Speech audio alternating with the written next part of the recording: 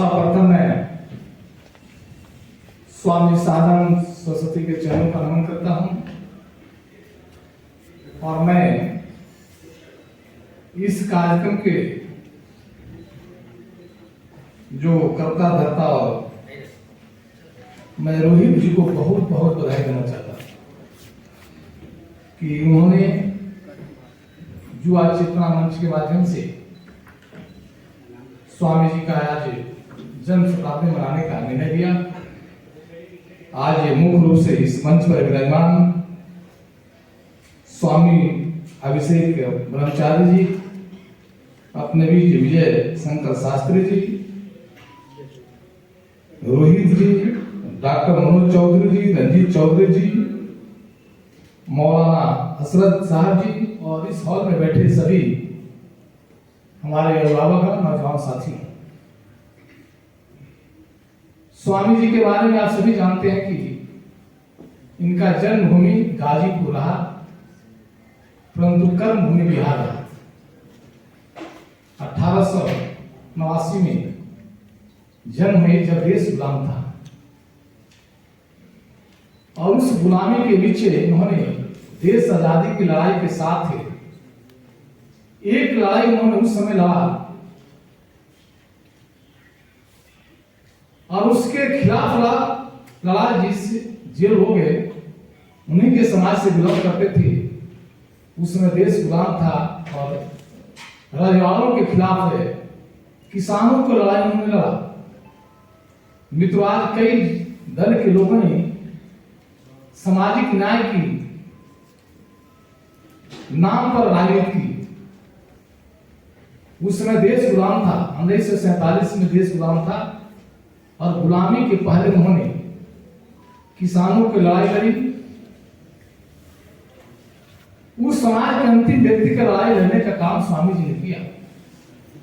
परंतु आज राजनीतिक क्षेत्र में उसी सामाजिक के और पिछड़ों के नाम पर जिन्होंने राजनीति की लड़ाई लड़ने की बात की, वो सभी लोगों ने अपने परिवार की लड़ाई लड़ी और अपने परिवार की चिंता की। परंतु स्वामी जी समाज का चिंता किया और समाज में जो पिछड़े लोग थे उसका चिंता किया। किसानों की लड़ाई लड़ी और जिससे किसानों को भूमि नहीं था, जो समाज के अंतिम व्यक्ति के पास भूमि नहीं था, उस रजाओं से लड़कर और भूमि दिलवाने का काम किया, जमीन दिलवाने का काम किया। आज आजाद भारत में पहली बार नरेंद्र मोदी के नेतृत्व में जो सरकार चल रही है, भारतीय जनता पार्टी के नेतृत्व में सरकार चल रही है, आज समाज के अंतिम व्यक्ति की अगर स्वामी जी ने चिंता किया तो दूसरा व्यक्ति चिंता करने वाला कोई है तो नरेंद्र भाई मोदी है। आपने देखा कि जिस समाज के लोगों ने कभी सोचा नहीं था कि मेरे घर में गैस के चूल्हे पर खाना बनेगा, उस समाज के अंतिम व्यक्ति ने कभी नहीं सोचा था कि मेरा भी एक छत होगा। उस समाज के व्यक्ति ने कभी नहीं सोचा कि मेरा भाई किसी अच्छे हॉस्पिटल में इलाज होगा। उस समाज के व्यक्ति ने कभी नहीं सोचा कि हमारे घर में भी शौचालय होगा। वो समाज के व्यक्ति ने कभी नहीं सोचा कि मेरे भी बैंक में अकाउंट होगा। वो समाज के व्यक्ति के बारे में चिंता करने का काम देश के लोकप्रिय प्रधानमंत्री नरेंद्र भाई मोदी ने किया और उस समय स्वामी जी ने चिंता करने का काम किया। मित्रों, आज हर व्यक्ति हर प्रकार की चर्चा करते हैं, परंतु मैं बधाई दूंगा युवा चेतना मंच को जिन्होंने आज स्वामी जी की जीवनी और इस दिल्ली प्रदेश में मनाने का निर्णय लिया। मित्रों, हर व्यक्ति इस बातों को अनुभव करते हैं कि इतिहास हम पढ़ते हैं और इतिहास की जानकारी हर व्यक्ति को होना चाहिए और उसके इतिहास को उसकी जीवनी पढ़ने के बाद जो हम अपने जीवन के युवा वर्ग, आप सभी जानते हैं कि आज के युवा वर्ग महापुरुषों का जीवनी पढ़ना भूल गया और नतीजा क्या है कि गलत दिशा में हम जा रहे हैं। उस जमाने में लोग गरीबी से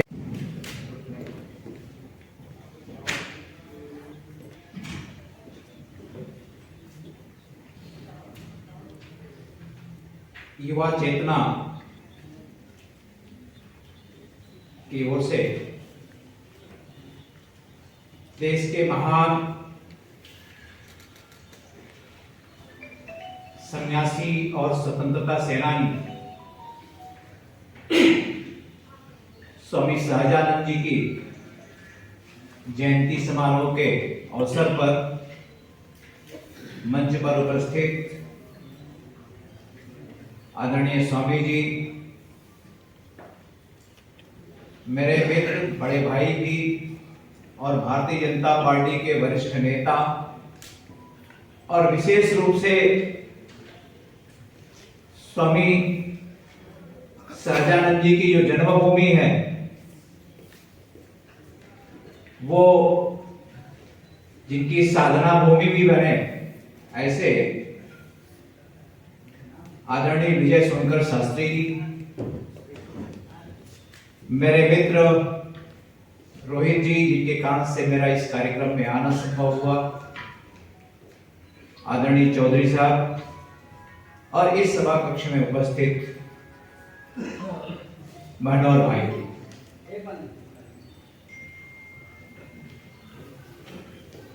हम सब आज स्वामी सहजानंद जी का जन्मदिन मना रहे हैं। सामान्यतः सन्यासियों का हम केवल पुण्य स्मरण करते हैं, लेकिन सहजानंद जी का व्यक्तित्व ऐसा रहा कि वो संसार के निजी संबंधों के संदर्भ में तो बैरागी थे, लेकिन समाज के लोक कल्याण के जितने भी आयाम हो सकते हैं उसके बारे में वो एक कर्मवीर योद्धा की तरह है। हम सबको मालूम है जब भारत क्रमशः ब्रिटिश हुकूमत के आधिपत्य में आ गया तो ब्रिटिश हुकूमत के जो 200 साल थे, जिसको हम अपने गुलामी का कालखंड के तौर पर गिनते हैं, तो उससे पहले का जो भारत था और उसके 200 साल के कालखंड का जो भारत था, उसमें जो मूलभूत परिवर्तन आया था वो आया था यहां के ग्रामीण जीवन पर। क्योंकि ब्रिटिशर्स जब भारत में आए तब तक दुनिया में और खास तौर से यूरोप के और ब्रिटेन के देशों में औद्योगिक क्रांति हो चुकी थी।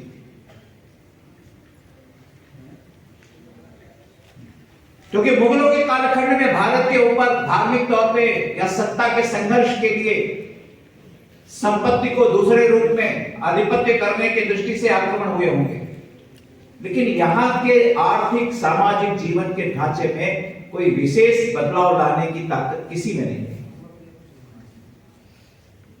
लेकिन जब संयोग से ब्रिटिशर्स भारत में आए और उसके पीछे पीछे उनके औद्योगिक क्रांति और उपनिवेशवाद की ताकत उसके पीछे खड़ी रही, उनके पीछे, तो उसका जो सबसे बड़ा दुष्प्रभाव पड़ा था भारत में, वो 3 चीजों पर पड़ा था। भारत की शिक्षा व्यवस्था पर, यहाँ के गुरुकुल टूट गए, भारत के कारीगरी पर, जिस कारीगरी के बल पर भारत दुनिया में सोने की चिड़िया कहलाता था, वो भारत की कारीगरी टूट गई। और तीसरा जो सबसे बड़ा था वो था यहाँ के वस्त्र उद्योग और कृषि।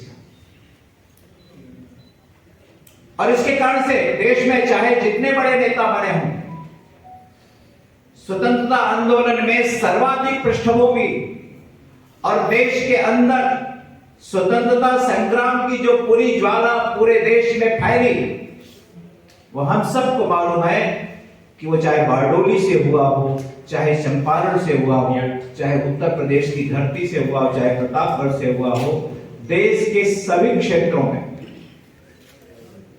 किसान आंदोलनों से ही इस देश में स्वतंत्रता संग्राम का अलग जगह।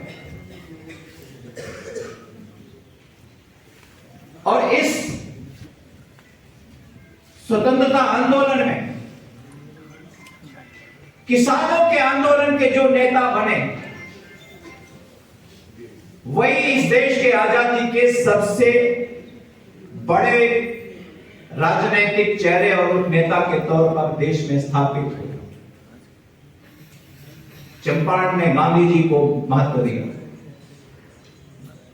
चंपारण के पहले के गांधी और चंपारण के गांधी बाद के गांधी में जमीन आसमान का अंतर था।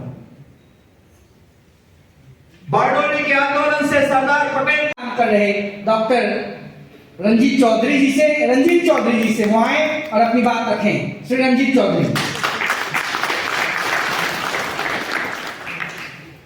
और इनसे एक आग्रह और करेंगे, विद्यापति की भूमि से भी आते हैं, तो विद्यापति जी का जो भजन है उसी से अपने उद्बोधन का शुरुआत करें। आदरणीय रंजीत चौधरी।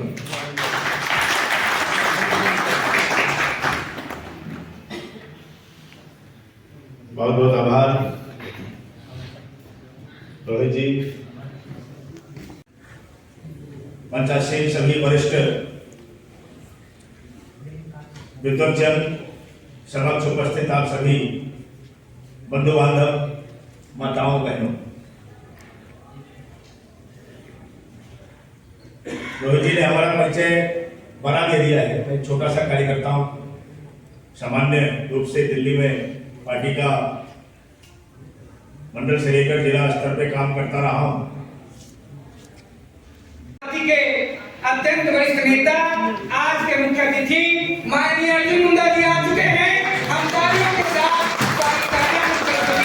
जयंती समारोह में उनका स्वागत, अभिनंदन, वंदन करते हैं। और रणजीत चौधरी जी के उद्बोधन को आप लोग सुन रहे थे, बात बीच में रह गया तो मैं आग्रह करूंगा कि कवि कोकिल बाबा विद्यापति जी की वो रचना जैसा कि आदेश हुआ है, आप सभी के समक्ष रखता हूं। जय जय भैरवी असुर पशुपति भामिनी माया, सहज सुमति वर दिया गोसावनी, अनुगत गति तू पूरा, जय जय भैरवी असुर भयावनी, शावर वरण नयन अनुरंजित, जलध जोग फुलको का, कट कट विकट ओट फुट पारई, कट कट विकट ओट फुट पारई, लिधुर फेन उठी फोका, जय जय भैरवी असुर भयावनी, घन घन घनन घुंघरू कत बाजे, हन हन गय तुम विद्यापति कवि तुआ पद सेवक, पुत्र विसरी जन्माता, जय जय भैरवी असुर भयावनी। मेरा जन्म स्थान मिथिला में है और एक ऐसी पावन भूमि इस धरा की है जहां न सिर्फ धरती ने जगत जननी जगदम्बा को अवतरित किया, बल्कि मर्यादा पुरुषोत्तम भगवान श्री राम दूल्हा बनकर मिथिला गए और स्वयं देव महादेव चाकरी करने के लिए उगना के रूप में बाबा विद्यापति जी यहाँ से ऐसे मिथिला में तो प्रणाम करके आप सभी का अभिनंदन और स्वागत करते हैं। बहुत बहुत आभार, बहुत बहुत धन्यवाद। बहुत धन्यवाद भाई रंजीत चौधरी जी। मैं आग्रह करूंगा पूज्य स्वामी अभिषेक ब्रह्मचारी जी से, माननीय मुख्य अतिथि लोकप्रिय नेता आदरणीय अर्जुन मुंडा जी से, पूर्व सांसद आदरणीय विजय सोनकर शास्त्री जी से, वरिष्ठ शिक्षाविद आदरणीय जफर सरेशवाला साहब से, डॉक्टर मरूफ चौधरी जी से एवं अन्य सम्मानित लोगों से संयुक्त रूप से दीप प्रज्वलित कर इस ऐतिहासिक स्वामी सहजानंद सरस्वती जयंती समारोह का शुभारंभ करें।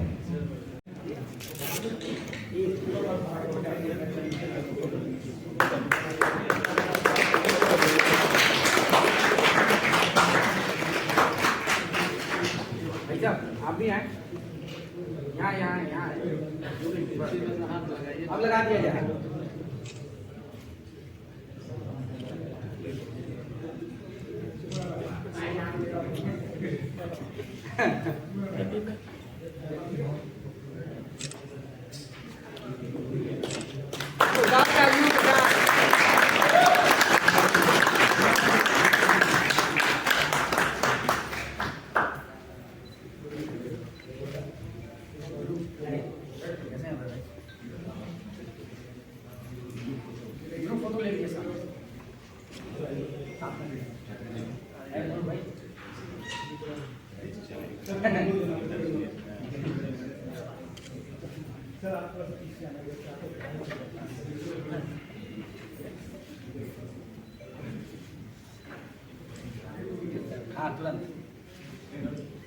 मैं निवेदन करूंगा सभी आदरणीय अतिथिगण से स्वामी सहजानंद सरस्वती जी के चित्र पर एक बार पुष्पांजलि भी सभी अतिथिगण करेंगे। आप सभी से निवेदन है कि कृपया जोरदार करताल ध्वनि से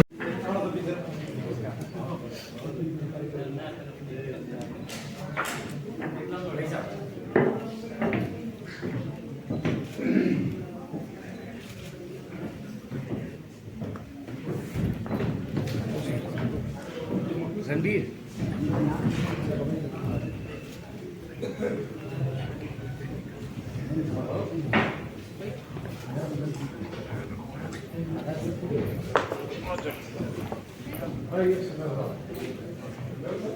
उससे हटकर भारत अपने सांस्कृतिक विरासत, सांस्कृतिक दर्शन और जीवन मूल्य